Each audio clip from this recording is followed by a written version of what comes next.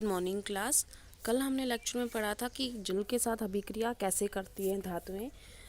अब हम उनको थोड़ा सा डिटेल में और पढ़ेंगे। जैसे मैंने आपको बताया था सक्रियता श्रेणी होती है। क्या होती है सक्रियता श्रेणी? सबसे पहले हम सक्रियता श्रेणी लिख लेते हैं। पढ़ना से क्या था? पोटेशियम, ठीक है। साइन से क्या था? सोडियम। तो हम पहले वही लिख लेते हैं ताकि आपको कन्फ्यूज़न ना हो कि मैं क्या बोल रही हूँ। देखो, पढ़ना साइंस, मैथ, जिल, हाई कोर्ट का मैसेज है, ठीक है ना। ये हमने लिख लिया, ये मैसेज है। तो अब पी से होता है पोटेशियम। पोटेशियम मतलब के, सोडियम एस, कैल्शियम सी ए, ठीक है। तो जो ये तीनों धातुएं होती हैं ये बहुत अभिक्रियाशील हैं। अब जैसे जैसे हम आगे की साइड जाएंगे उनकी जो अभिक्रियाशीलता है वो कम होती जाएगी। तो हम आगे जा रहे हैं। ये क्या है? मैग्नीशियम। ये क्या है? एल्युमिनियम। ये क्या है? जिंक। ये क्या है? आयरन। ये क्या है? Lead, hydrogen, copper, mercury. Silver के लिए होता है Ag और गोल्ड के लिए होता है सिंबल Au, ठीक है ना, A और U। तो अब हमने ये जो सब लिख लिया, ये हमारी सक्रियता श्रेणी में जो सबसे ऊपर की साइड हैं, टॉप मोस्ट, उनको हम बोलते हैं most reactive elements, most reactive metals, ठीक है। और जो आपको साइड में नज़र आ रही है, बिल्कुल हम जब धीरे धीरे हम राइट साइड में जा रहे हैं तो वो क्या होती हैं? वो लेस रिएक्टिव मेटल्स होती हैं। तो अब यहाँ पर सबसे पहले हम शुरुआत कर रहे हैं पोटेशियम से। देखो, पोटेशियम जो है, आपको ध्यान भी दिलाया हो मैंने, जब कल बताया था तो ये बताया था कि पोटेशियम और सोडियम को केरोसिन तेल में डुबो के रखा जाता है। इसका मतलब वो ठंडे जल के साथ भी अभिक्रिया कर लेते हैं और हाइड्रोजन गैस निकाल देते हैं, और वो इतनी ज़्यादा ऊष्माक्षेपी अभिक्रिया होती है कि उसमें आग पकड़ लेते हैं वो। इसका मतलब क्या है कि पोटेशियम और सोडियम बहुत बहुत ज़्यादा अभिक्रियाशील धातु हैं, और जब वो ठंडे जल के साथ भी अभिक्रिया कर लेते हैं और वो फिर इतनी ज़्यादा ऊष्मा जो उन्हें मिलती है उस अभिक्रिया से, तो वो हाइड्रोजन गैस वहाँ पर जलने लग जाती है। और इसीलिए धातु जो सोडियम होती है और पोटेशियम होती है उनको हम नहीं रखते पानी के अंदर, नहीं तो वो आग पकड़ लेती है। अब आते हैं हम कैल्शियम पर। कैल्शियम जो होता है ठंडे जल के साथ अभिक्रिया कर लेता है, लेकिन अब उसकी रिएक्टिविटी क्या है? एज कंपेरिजन टू सोडियम और पोटेशियम के कम है। तो वो जो ऊष्माक्षेपी अभिक्रिया के अंदर जो ऊष्मा निकल रही है ना, वो ऊष्मा इसके अंदर कम निकलती है। वो इतनी नहीं होती कि हाइड्रोजन गैस वहाँ पर जल सके। तो हाइड्रोजन गैस इसके केस में भी निकल रही है, लेकिन वो हाइड्रोजन गैस को इतनी ऊष्मा नहीं मिल पाएगी कि वो जलने लग जाए। तो होता क्या है? वो हाइड्रोजन गैस उसके ऊपर चिपक जाती है, और मैंने बताया था कल कि वो तैरने लग जाती है, ठीक है। इसके बाद इसका मतलब ये भी ठंडे जल के साथ अभिक्रिया कर रहा है, लेकिन आग नहीं पकड़ रहा बस, इसलिए कैल्शियम को कोई दिक्कत नहीं है पानी में रखने से। उसके बाद आते हैं हम मैग्नीशियम पे। ये आपको दिखाई दे रहा है ना मैग्नीशियम। मैग्नीशियम जो होता है बेटा, ये आप ठंडे जल के साथ अभिक्रिया कराओगे? नहीं करेगा, ठीक है। ठंडे जल के साथ अभिक्रिया नहीं करेगा क्योंकि उसकी रिएक्टिविटी और भी कम है, कैल्शियम से भी कम है। इसका मतलब वो कैसे जल के साथ अभिक्रिया करेगा? गर्म जल के साथ। अगर गर्म जल के साथ आप उसको रिएक्शन करवाओगे तो हाइड्रोजन गैस निकलेगी। अगर ठंडे जल से करवाओगे तो कोई रिएक्शन नहीं होगी, क्योंकि वो इतना रिएक्टिव नहीं है कि ठंडे जल के साथ अभिक्रिया कर सके। उसके बाद आते हैं हम एल्युमिनियम, जिंक, आयरन, ये सब जो आ गए, ये सारे जो हैं ना, ये ठंडे जल के साथ अभिक्रिया करेंगे ना ये गर्म जल के साथ अभिक्रिया करेंगे। ये पानी को जब हम बहुत ज़्यादा गर्म कर देते हैं तो वो भाप में बदल जाता है ना, गैसियस स्टेट में आ जाता है, उसके पास ज़्यादा ऊष्मा होती है उस वाली स्टेट में। तो यहाँ पर वो ना गर्म जल के साथ करेंगे ना ठंडे जल के साथ, भाप के साथ करेंगे। जो पानी के वाष्प बनते हैं ना, उनके साथ करेंगे रिएक्शन। तो ये वाले जो हैं ये गैसियस स्टेट ऑफ वाटर के साथ रिएक्ट करेंगे। तो क्योंकि इनकी रिएक्टिविटी उनसे भी आगे वालों से तो बहुत बहुत बहुत ज़्यादा कम है, ठीक है। अब जो आगे वाले दे हैं, जो कॉपर, मरकरी, देखो हाइड्रोजन तो नॉन मेटल है, वो तो जस्ट रेफरेंस के लिए लिखा हुआ, हाइड्रोजन मेटल नहीं है, कभी आप इसको समझो मेटल है, ये नहीं है। ये कॉपर, मरकरी, सिल्वर और गोल्ड, ये जो बच गए, ये सारे के सारे ना ठंडे जल के साथ करेंगे, ना गर्म जल के साथ करेंगे, ना भाप के साथ करेंगे। इसका मतलब इनकी रिएक्टिविटी इतनी ज़्यादा कम होती है कि इन तीनों में से किसी के साथ नहीं करेंगे। इसीलिए ये इनको बोला जाता है, जो सोना और चांदी होते हैं उनको हम बोलते हैं नोबल मेटल्स है। नोबल मेटल्स मतलब इनको कोई फ़र्क नहीं पड़ता, कोई इनके पास पानी डाल दे, गर्म पानी डाल दे, भाप डाल दे या कुछ और भी केमिकल्स डाल दे, तो ये ज़्यादा रिएक्ट नहीं करते, ठीक है ना। इसलिए इनको क्या बोलते हैं, नोबल मेटल्स, ठीक है। तो ये हो गया। इससे आपको क्या पता चल रहा है कि जैसे जैसे सक्रियता नीचे की साइड घटती जा रही है, वैसे वैसे उनकी जो पानी के साथ रिएक्शन है वो भी शुरुआत वाले ठंडे जल से कर रहे हैं, फिर गर्म जल से कर रहे हैं नीचे वाले, फिर और नीचे वाले भाप से कर रहे हैं, और सबसे नीचे वाले जो है वो तो कर ही नहीं रहे हैं। इसका मतलब ये वाले जो है ये तो रिएक्शन ही नहीं कर रहे, ठीक है। इतना समझ में आ गया आपको। तो ये तो था आपको ये बताने के लिए कि जल के साथ अभिक्रिया कैसे करते हैं, ठीक है। उसके बाद हम आते हैं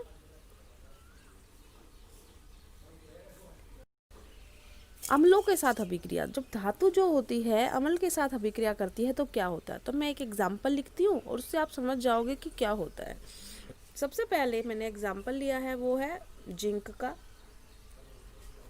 जिंक जो होती है एक धातु होती है, जो आपको अभी लिखाया था सीरीज में, देखा होगा बीच में एक आई थी।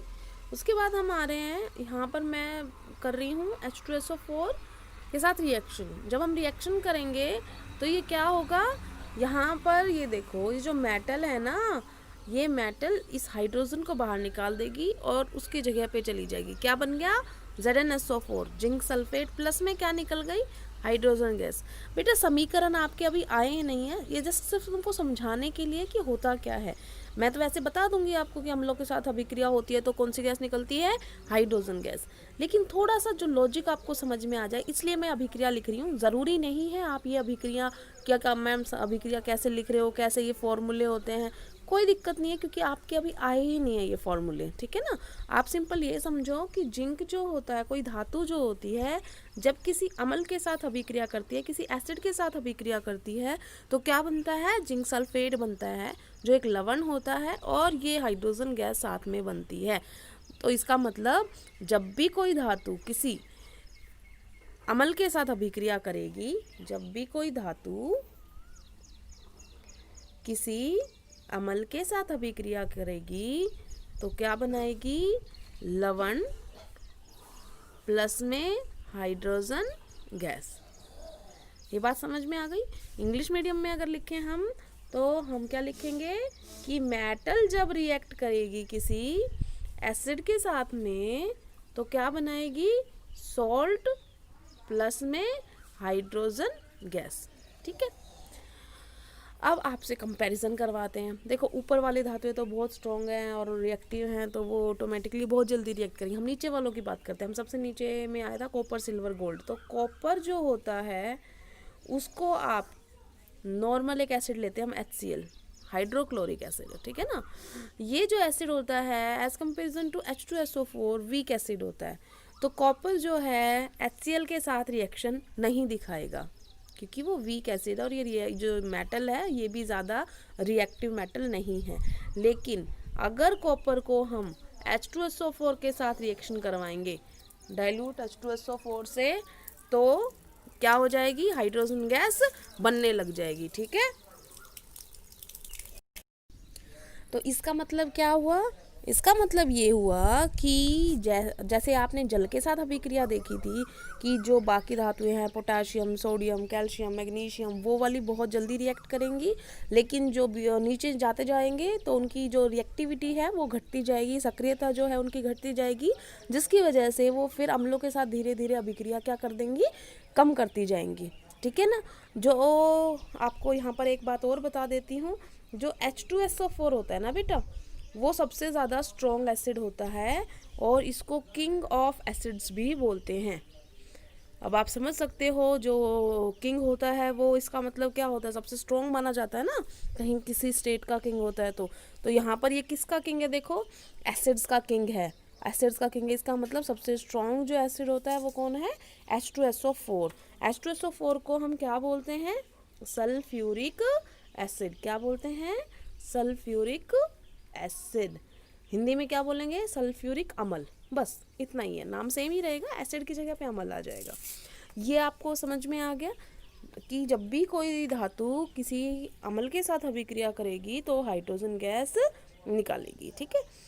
उसके बाद अगर कोई आपसे पूछे बताओ अधातु अगर रिएक्शन करे किसके साथ, अम्ल के साथ, तो क्या होगा, हाइड्रोजन गैस निकलने वाली है, नहीं, ठीक है ना। ज़्यादातर जो होती हैं धातुएं अम्ल के साथ क्रिया नहीं दिखाती हैं, समझ में आ गया। तो ये हमारा हो गया एक्सपेरिमेंट। इसके बाद वो आपसे कुछ एक्सपेरिमेंट करवाने के कह रहा है। क्या कह रहा है वो कि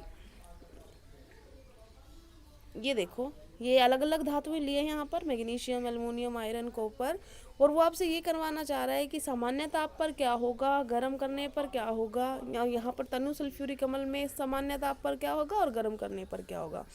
सबसे पहली बात तो आप ये ध्यान रखना, क्योंकि ये क्या है, ये है हाइड्रोक्लोरिक अम्ल, इस वाले से क्या है, ये लेस है, ठीक है ना, लेस स्ट्रॉन्ग है। तो सल्फ्यूरिक अम्ल वाले की रिएक्शंस मच स्ट्रॉन्गर आएंगी एज कंपेरिजन टू HCl के। इसका मतलब अगर हाइड्रोजन गैस निकल रही है तो इस केस में ज़्यादा निकलेगी हमेशा एज कंपेरिजन टू हाइड्रोक्लोरिक अम्ल के, ठीक है ना।